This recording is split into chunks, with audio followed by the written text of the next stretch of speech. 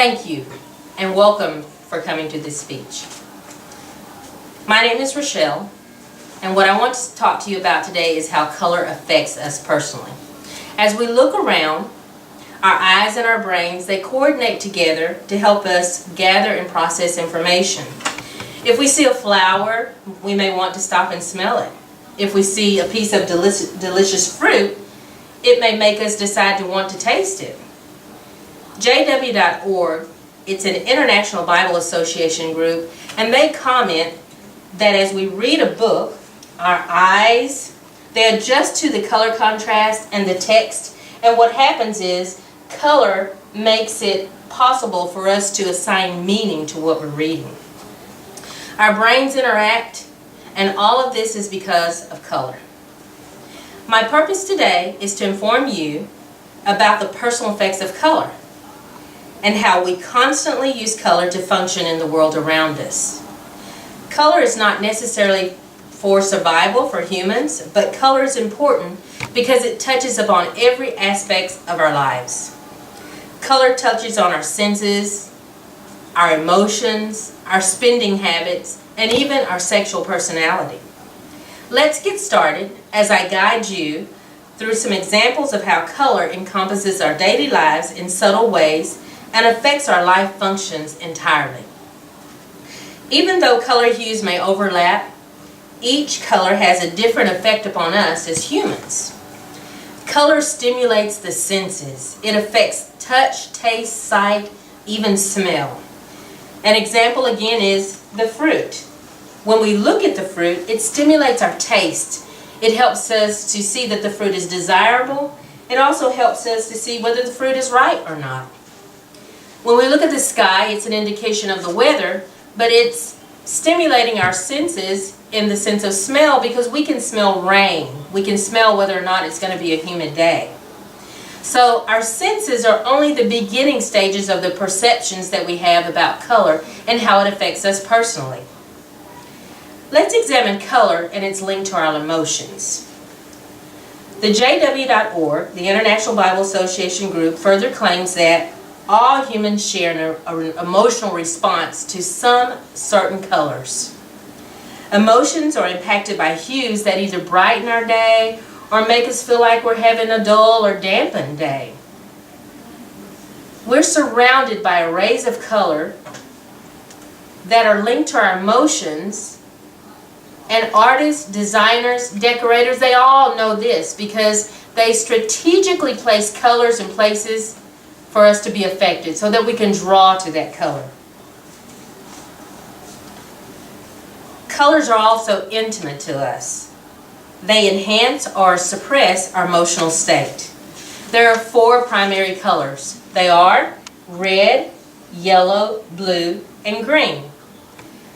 Psychological properties of color. It's an article about psychology and color. It comments that each primary color relates to the emotions because it balances our body and it balances our mind. The next example that I have for you explains how our spending habits are affected when we associate color with social messages. Specific messages regarding gender and age group all relate to color. The HuffPost Healthy Living, the author Yelena Alpert, she wrote how your color affects spending. She highlights a new term that is called wearapy, and she defines wearapy as spending money on clothes to boost the color of your clothes. Statistics even prove that 15% of patrons, they'll return back to a store that they previously shopped at because the store uses primary colors instead of just regular colors. They use yellow, red, blue, or green. And that's noted by the Huffington Post Journal. They commented that that was really a fact. Social messages are also entwined into the primary colors. For instance, when we think of the color blue, it's linked because it's liked by a majority of people. Blue means trust, it means dependability, and you'll see a lot of financial institutions use a blue logo because they try to gather your trust. They're saying, we're dependable, use us. Red is embraced by a lot of stores because a lot of people, when they see red in a department store, they stop, they shop there. And even Psychological Properties of Colors, it's the online blog, it asserts that shoppers hit the brakes, so to speak, to purchase items in the department that features red. Yellow, it evokes energy. It increases our appetite. That's probably why when we go through a mall and we smell the food section, we go by and we spend our money to purchase something to suppress our appetite.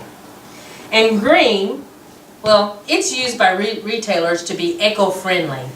It looks for people to go in green, to spend their green cash on buying eco-friendly products.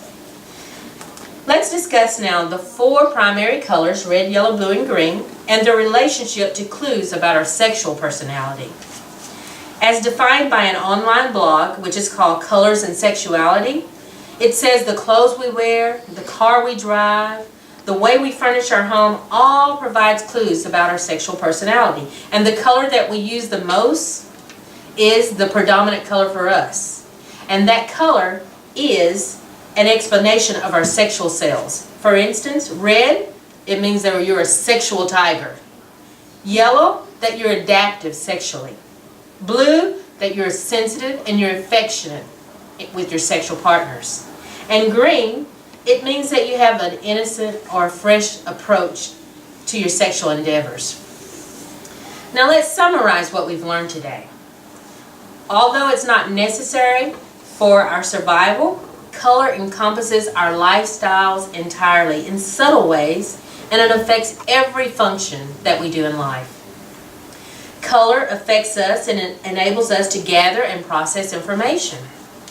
Color also prompts us to increase our spending habits, and it affects our lives sexually.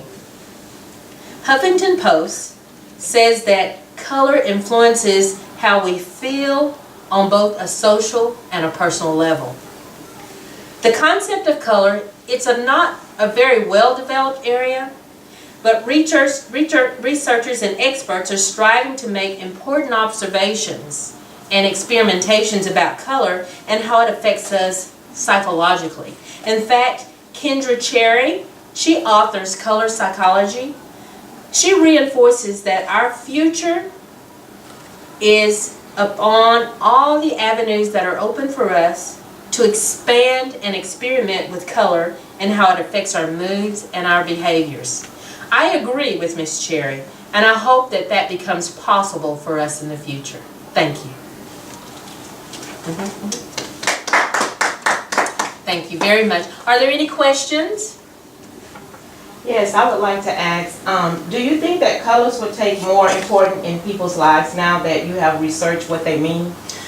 You know, I do. I agree with that. Now that I've looked at the research on colors, because I had no idea how important color was to us, I do believe that it will affect our lives in the future on a more definite scale. Thank you for your question. Your question? Are these four primarily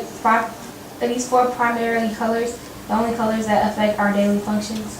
All colors affect our daily functions, but the 4 primary colors are the way that they affect us in the areas that we mentioned. In our spending habits, in our sexual habits, increases our emotions and our senses. So thank you, that's a great question. And your question? Was colors and its effects interesting to you before you did this speech? It was not, and that's a good question. Colors were not interesting to me because I thought colors were just colors. But now that I realize that they do affect us emotionally and personally, yes, I think I'll look more into colors. So I really appreciate you all for being here at this speech today, and thank you for your questions. And hopefully I'll come back and give you another speech.